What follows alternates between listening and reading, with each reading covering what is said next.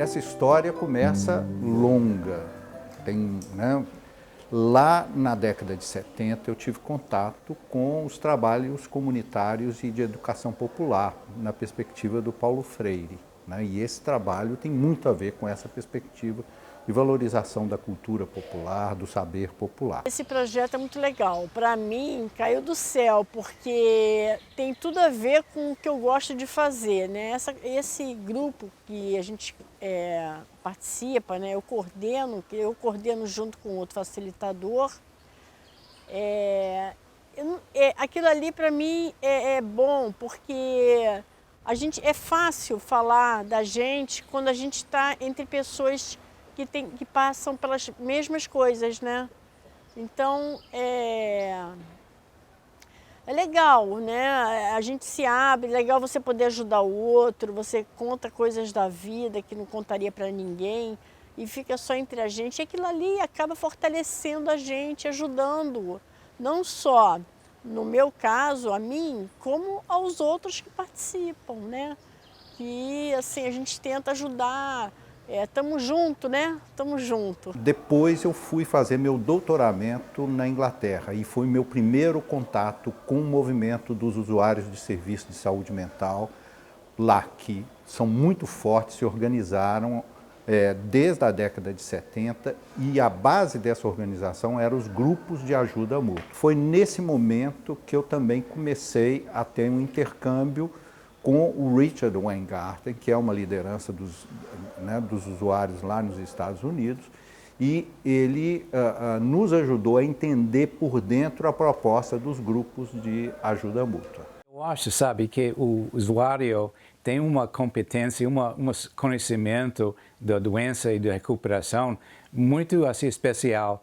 E o sistema de saúde mental deve aproveitar da sabedoria, da experiência do usuário, que é muito competente, muito excelente assim, de falar, de tratar as outras pessoas, e eles são perdidos, assim, não tem lugar para eles no sistema de saúde mental. Eu acho que devem empregar essas pessoas, porque eles têm muito a dar, não somente os outros usuários, também os profissionais, que podem aprender muito deles, sabe? Na Holanda, por exemplo, eu fiz um programa que se chama RAP, que é Plano de Ação de Bem-Estar e Recuperação.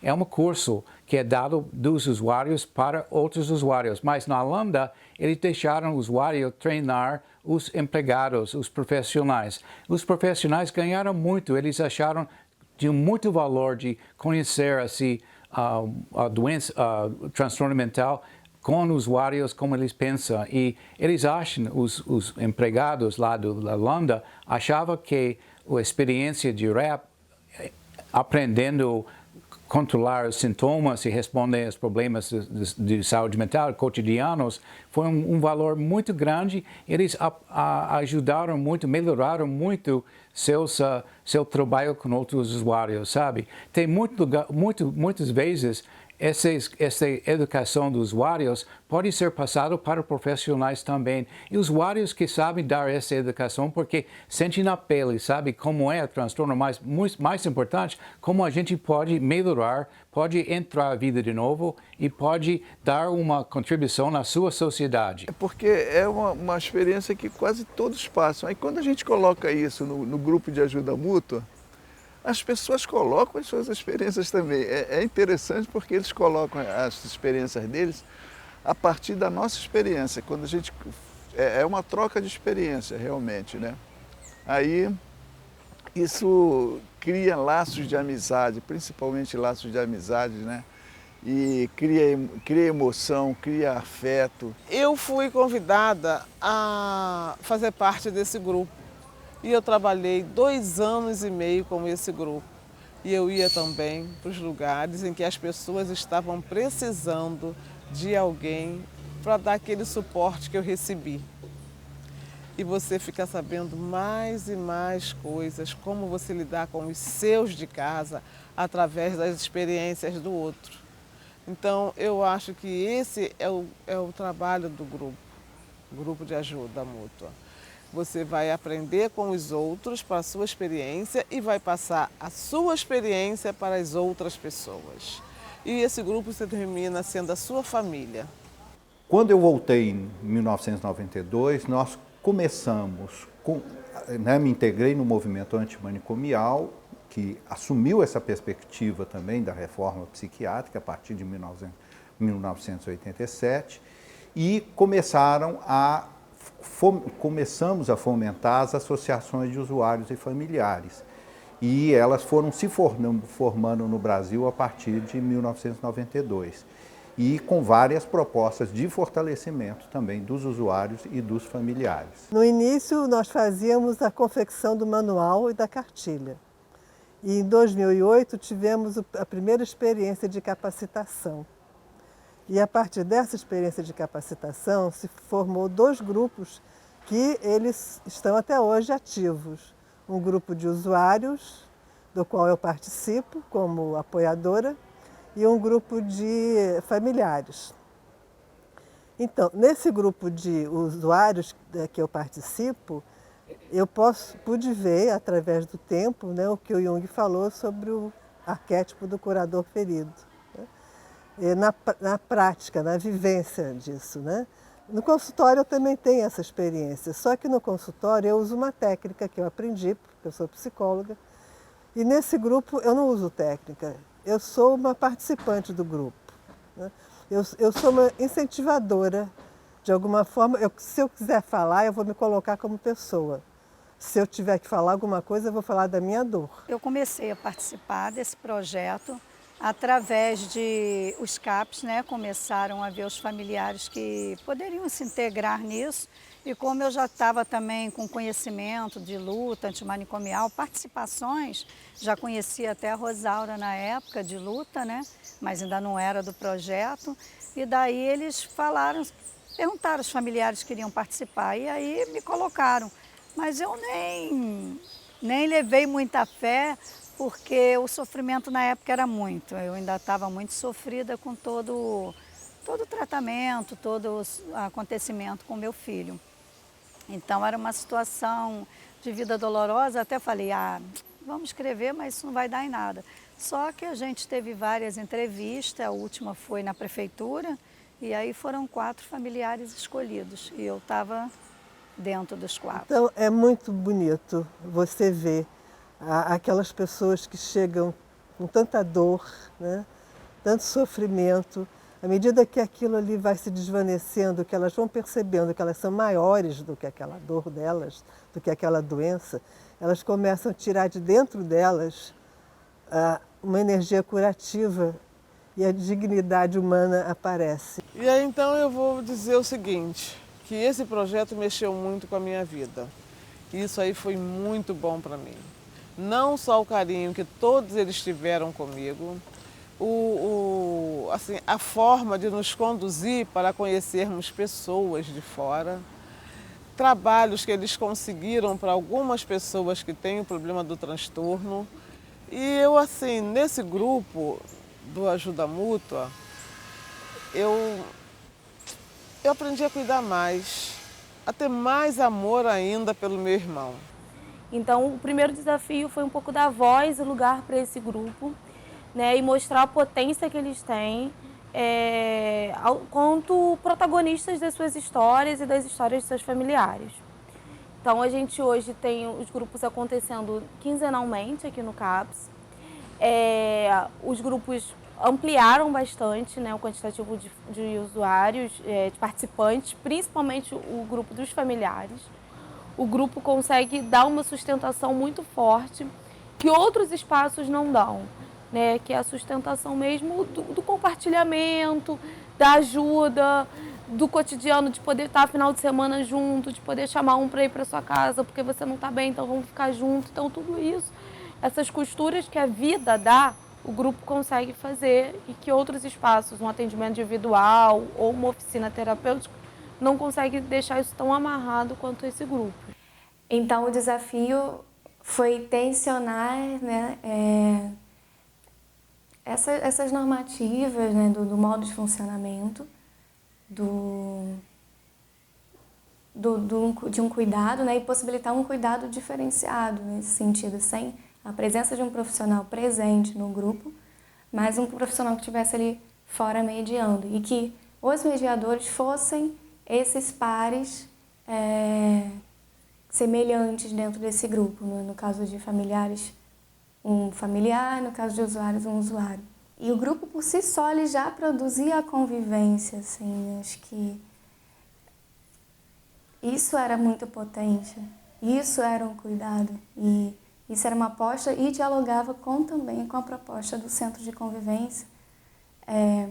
Quando a gente pensa o diálogo com o território, com o dia a dia, com a produção de autonomia.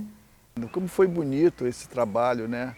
Porque as pessoas chegavam aflitas, muitas pessoas, teve um senhor que chegou chorando, mas chorava muito, né? E me abraçou, eu fiquei assim, poxa, como é que ele tinha força, né? Eu fiquei assim. Aí ele me falou, não, é porque minha família não me aceita, eu faço tudo para minha família, eu trabalho, eu tenho meus filhos e tudo. Eles não me aceitam. Aí eu vi assim, como é que isso era muito comum, principalmente nas regiões mais pobres, assim, mas como o não aceitarem a pessoa que tem o problema, né, e querer se livrar das pessoas. Mas acontece que a gente, a ajuda mútua também é a ajuda mútua dos familiares. Os familiares trabalham com essa solidariedade entre eles, que é de uma necessidade enorme. Eu depois, quando eu olho para trás, lembro do meu pai, a solidão dele comigo, né? Porque é muito complicado o problema de saúde mental. Eu não sonhava eu sonhava, mas eu não pensei que eu fosse me recuperar tão bem como eu me recuperei. O familiar, quando vai às nossas reuniões, ele entra igualmente, o antes e o depois. Quer dizer, eles entram um pouco assim tímido, sem falar, sem saber o que dizer, porque ele passa por um problema, uma situação difícil, mas não sabe explicar como, não sabe lidar, como é que eu vou sair dessas situações. Ele disse que o paciente está assim porque quer, porque tem casa, comida, tem roupa lavada e remédio, tem médico. Eu digo, mas só que na prática não funciona assim. Não funciona assim. E aí começa a orientar e daqui a pouco está tudo bem. Porque muitas vezes o problema está no usuário, mas também está na família, por não saber lidar com eles. E é uma troca de experiência que eles aprendem com o facilitador e o facilitador aprende muito com eles. Entendeu?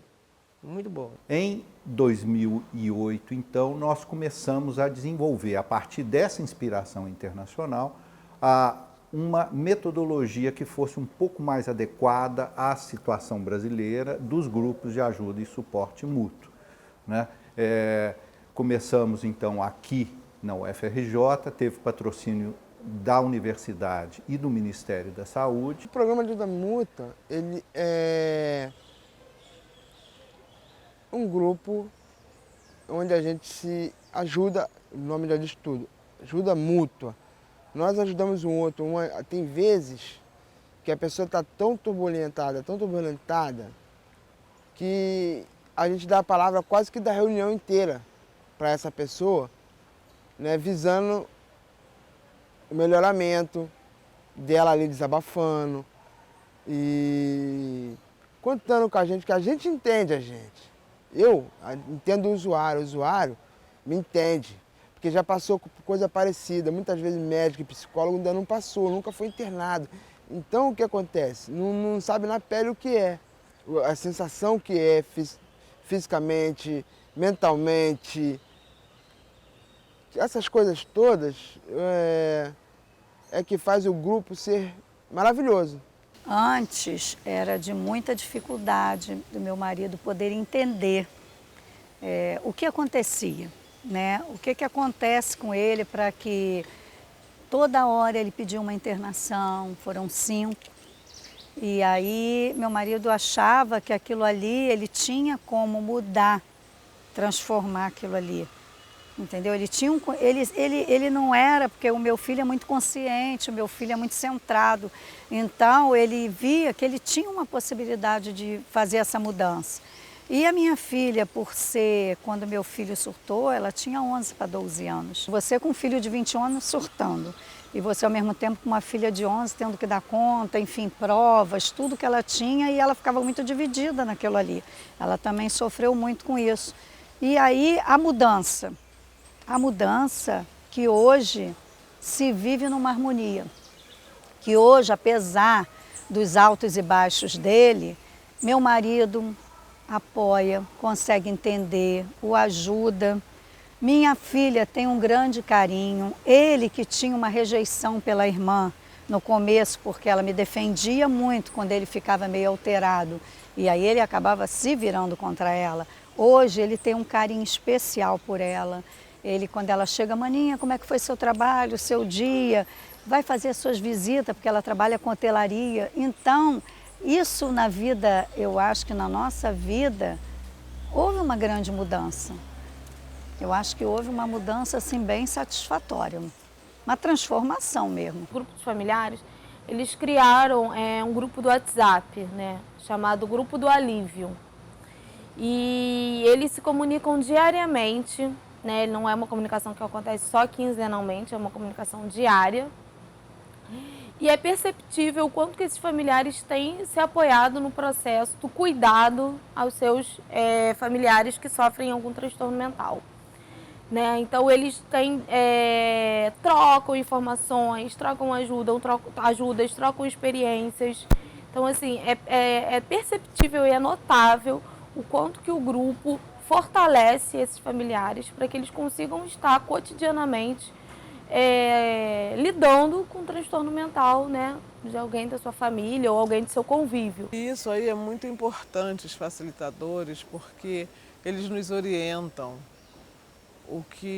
pelas experiências também que ele tem que eles têm com outros familiares, e eles nos orientam de que forma que muitas vezes nós temos que agir.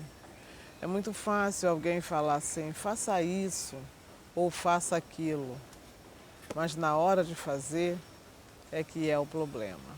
Você sai com o seu familiar, ele surta na rua, ele corre e você nem sempre você tem como segurá-lo. E pedir ajuda a quem? Se hoje todo mundo tem medo, né? E aí a experiência de outros familiares faz com que você, muitas das vezes, pelo que o trabalho que eles apresentam, você consegue cuidar melhor. Você pode ligar, qualquer hora do dia, eles estão sempre prontos a conversar com você, a te dar um apoio, qualquer hora. Parece que eles ficam 24 horas na expectativa de cada familiar. E eu sei que cada problema que nós temos, eles sofrem também com a gente. Porque eles telefonam para perguntar se está tudo bem, como é que se resolveu. E isso aí é o trabalho do Grupo de Ajuda Mútua. A implementação foi feita no Rio de Janeiro desde 2008, mas foram feitas em outras cidades também, no Piauí, em Teresina, em São Paulo, em Campinas e São Bernardo do Campo e no Rio Grande do Sul, em Alegrete. Aqui no Rio, em Alegrete, ele funciona integrado com um dispositivo da rede de saúde mental. Mas existe grupos funcionando no Brasil inteiro, a gente sabe disso, com outras regras e com regras próprias, e a gente estimula que todo mundo passe a conhecer esses grupos, porque é muito importante eles funcionarem da forma que eles, das mais variadas formas. Então, a superintendência acompanha esse projeto de grupos de ajuda e suporte mútuos desde 2012. Foi o início da parceria entre o projeto Transversões, que foi responsável por inaugurar e desenvolver esse trabalho aqui no Rio de Janeiro, e a superintendência, né? Então, essa parceria começou pela forma de bolsas de trabalho para os facilitadores de grupos. Em 2015, houve uma mudança de status do projeto na rede, porque ele passou a fazer parte da direção de trabalho da própria rede. A gente assumiu oficialmente a condução, a coordenação desse até então projeto, em parceria com o Projeto Transversões. E a partir daí, esse trabalho foi ganhando outras nuances. Ele se transformou num programa de trabalho, um programa de trabalho assistido, e a gente conseguiu que aqueles até então bolsistas fossem contratados via CLT e fossem alocados nos serviços da rede. Então, um trabalho que começou estritamente organizado em torno da condução, da facilitação de grupos de ajuda mútua, ele tomou uma outra proporção, né? Porque na medida em que esses usuários e esses familiares começaram a trabalhar nos serviços da rede, eles começaram a ganhar outras funções, outras tarefas, outras responsabilidades, e a gente vem acompanhando esse processo desde então. Ele está em pleno desenvolvimento. Sair de um intento, de um projeto, de uma experiência universitária e institucionalizá-la no contexto da rede pública de saúde, colocar recursos, viabilizar com que uma parte dessas pessoas se transforme em trabalhadores regularmente remunerados e com a missão desse fomento dessa rede de relações que fortalece o dia a dia das pessoas e que fortalece, inclusive, a compreensão e o combate ao estigma junto da rede de atenção primária. Para mim, é muito bom no sentido de que já tem 1 ano que eu estou com a carteira assinada pelo projeto, né? Eu trabalho numa OS, né? Isso é muito importante para mim, porque financeiramente tem um retorno, né? E eu me sinto uma trabalhadora que tem seus direitos. Tem feito diferença em direção ao reconhecimento do potencial dessas pessoas, né? Do que elas têm a contribuir com a experiência delas. E os relatos desses trabalhadores são muito emocionantes, né? De um olhar diferente que vem de dentro de casa, vem da própria família, um olhar, uma possibilidade de relação com os profissionais numa outra perspectiva, de mais reconhecimento, de mais status social. Então, é um trabalho bastante desafiador, porque isso exige que tanto eles se desloquem do lugar exclusivo de usuários da rede e familiares de usuários da rede, mas também os profissionais poderem incluir a importância de ouvi-los, né, do que eles têm a dizer sobre a experiência de vida deles. Os nossos trabalhadores de suporte de pares, assim eles têm sido nomeados nas equipes, assim tem sido a qualidade do trabalho deles, né, a circunscrição do trabalho deles. Eles estão ali numa perspectiva de cuidado com seus pares. E talvez isso tenha sido um grande desafio para a equipe, assim, também, para a gente, como pensar e como construir um lugar de trabalho de um familiar dentro da equipe, né? Com um olhar, com outro olhar, né? Não como um saber técnico de saúde mental, mas com uma vivência de saúde mental, né? Do campo de saúde mental, que a gente também não tinha acesso. Então isso foi muito potente, que possibilitou esse diálogo do saber técnico com a vivência da saúde mental. Dentro das discussões das reuniões de equipe, das construções dos processos de trabalho, das atividades em si, enfim, isso foi desafiador, que é uma desconstrução de alguns lugares, de alguns saberes, né, que a gente tinha sobre o desafio de como assim uma familiar vai estar numa reunião de equipe. Como é que é isso? Então, a gente teve esse cuidado de estar nesse movimento de desconstrução e abertura para possibilitar que essa familiar pudesse realmente estar dentro da equipe e hoje ser uma membro da equipe, efetivamente. Para esse sujeito que experimenta isso de maneira muito solitária, a possibilidade de compartilhar experiências, a possibilidade de poder estar estabelecendo formas de falar disso, de dar sentido às experiências e de alguma maneira, reconhecer em outros pessoas que compreendam, que tenham a capacidade de entender a dor e o amargor dessa experiência solitária, isso é absolutamente vital. O fenômeno que eu vejo mais assim no grupo, a coisa que eu vejo é a amizade. A amizade é uma coisa assim que surpreende no grupo, né? Porque o grupo tem esses laços assim que vão se fortalecendo de amizade. Eu lembro de muitos usuários que contam principalmente história de rejeição da família e muitas vezes são traumas que trazem, né? Traumas sexuais, traumas de violência, e que eles querem colocar e às vezes não se sentem à vontade com o técnico, se sentem à vontade com a gente e fala, tá entendendo?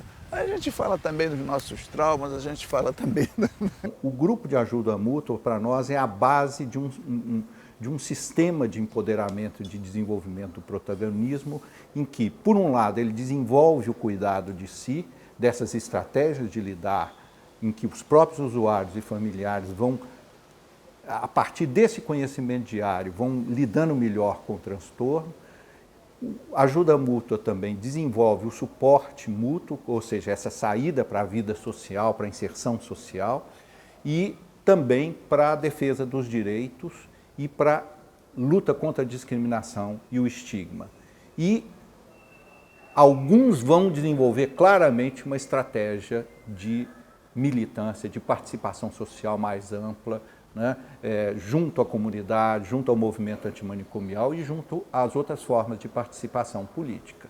Então, esse conjunto, na verdade, o grupo de ajuda mútua, ele funciona então como essa base para nós, em que você tem várias linhas de participação e de empoderamento e de autonomia crescente e de participação política também. Já tem um tempo que eu vejo uma mudança daquelas pessoas assim, enorme, enorme.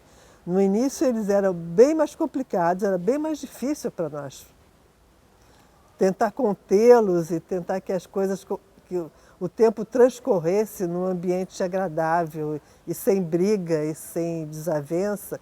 Hoje em dia eles são irmãos. Irmão é assim, irmão briga, daqui a pouco está brincando junto, né? Eles são assim. Eles se tornaram pessoas mais empoderadas, com maior capacidade de falar de si, de enfrentar as dificuldades que aparecem. Eles se dizem, eu sou usuário, eles não têm vergonha, não se escondem, eles não se escondem, eles se colocam como seres humanos que estão aí na vida lutando, né?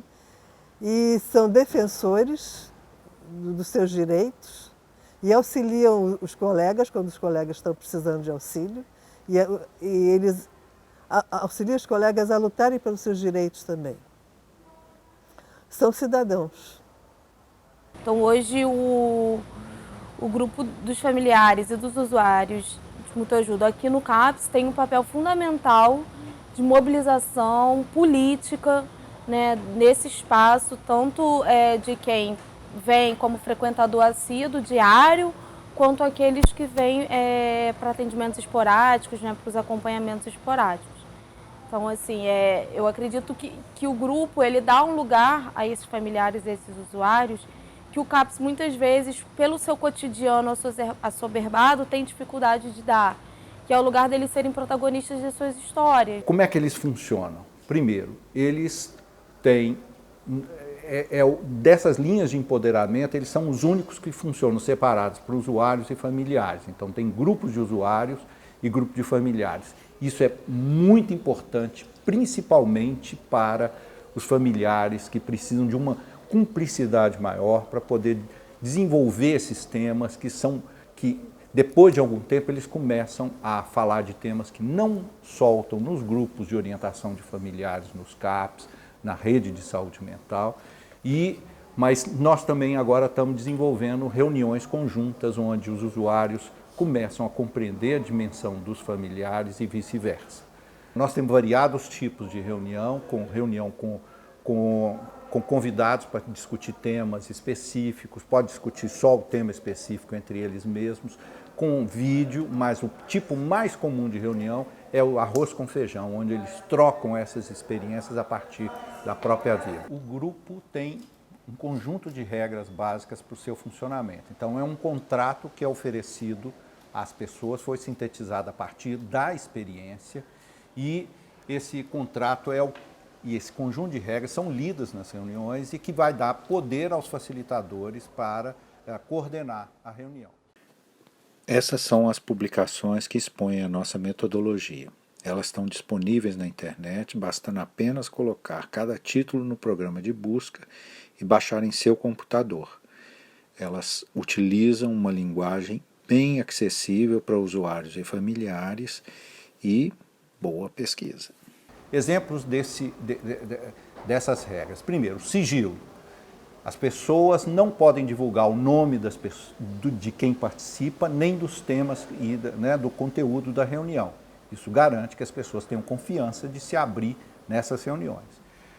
Nesse vídeo, vocês vão ver pessoas que se apresentam e mostram a sua face. Isso é importante, são pessoas que foram escolhidas para fazer o vídeo porque querem mostrar a sua identidade. Mas durante as atividades do grupo, vocês vão ter inclusive exemplos disso, de uma reunião em que a face das pessoas não é mostrada, porque nós protegemos a identidade das pessoas. Segundo, não podemos, nos grupos não se pode fazer julgamentos, nem agressões. Muita cortesia mesmo. Porque, além de um abraço que normalmente você recebe, ou um aperto de mão, você chega sempre no desespero. Porque como eu chegava lá no CAPS gritando também, chorando, pedindo ajuda, e muitas das vezes as pessoas chegam assim também no grupo, pedindo ajuda. Porque quando você vai procurar ajuda, porque você normalmente já está no desespero total. Você nunca vai pelo amor, normalmente é pela dor. Essa experiência é uma forma de entender por que é que você procura o grupo. Você está totalmente só. E hoje eu tenho um sorriso, eu posso sorrir, mas as minhas lágrimas já foram intensas. Muito intensas mesmo. Nesse vídeo, gostaríamos também de homenagear a Rosaura Braz, psicóloga, terapeuta de família e parceira desse projeto desde o início. Ela nos mostrou a importância da experiência própria dos familiares na saúde mental e dos grupos de familiares.